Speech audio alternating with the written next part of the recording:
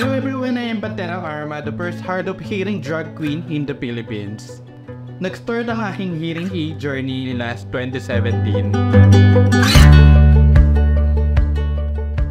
Nag-start si Pantera Arma noong November 2022 after manalo ni Precious Paula Nicole. Noong una, hindi ko alam kung papasukin ko ba ang drag community or hindi dahil natatakot ako dahil ako ay isang hard of hearing. After mga ilang months, dito ko napagtanto na ako ay may kailangan gawin for my community. Dito nabuhay si Pantera Arma at ang kanyang advocacy. Dito na-experience ko na maka-inspire ng mga hard of hearing, maka-inspire ng deaf na natatakot na gawin yung pangarap nila para sa sarili nila.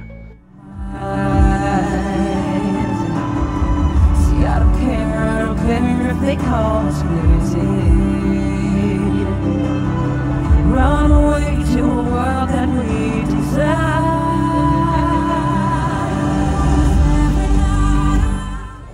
Ang kanyang advocacy is mag-share ng awareness at matulungan yung mga ibang tao na iparating yung message, lalong-lalo na ng mga hard of hearing, na may mga magagawa kami na kaya pala namin gawin. Ang Pantera ay isang klase ng hayop na kapatid ng cat, kapatid ng mga lion, dahil nakikita ko ang sarili ko na kaya kong lumaban. Ang Arma naman ay nanggaling sa armadillos na isang hayop na hindi siya masyadong nakakarinig at nakakakita. Yung nagkaroon siya ng hearing aid, yun yung naging daan para ipakita niya yung kanyang kakayahan, talento sa drag community. At ipakita niya na hindi magiging hadlang sa kanya yung kanyang kahinaan sa pagdidig. Dahil very proud siya na meron siyang hearing aid eh. Maski ako nagpapasalamat ako dahil yung anak ko hindi lang siya isang mabuting anak, isang mabuting kapatid, isang mabuting kaibigan. Napakabuti niyang tao.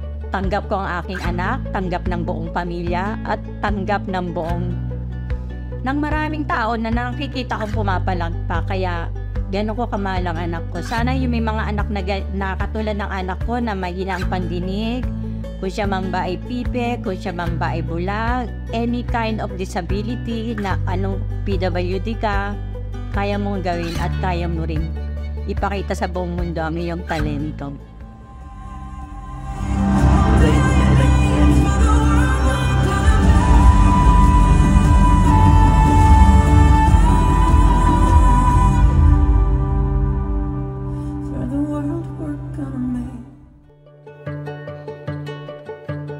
Akala nila pag isa kang hard of hearing, hindi mo kayang mag-perform sa isang malaking stage. So kung maging isang inspirasyon para sa lahat ng mga hard of hearing na ang isang Pantera Arma ang magbibigay ng laban para sa hard of hearing at deaf community.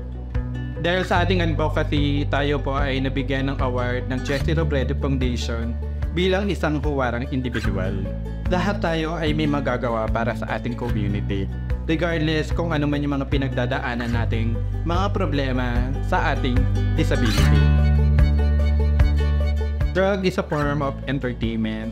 Drug is a form of art. Ito yung ginagamit naming tool para mag-send ng message para sa aming mga viewer. Lahat ng tao, lahat ng LGBTQ+, at lahat ng PWD community ay may mga karapatan na kailangan natin ipaglaban.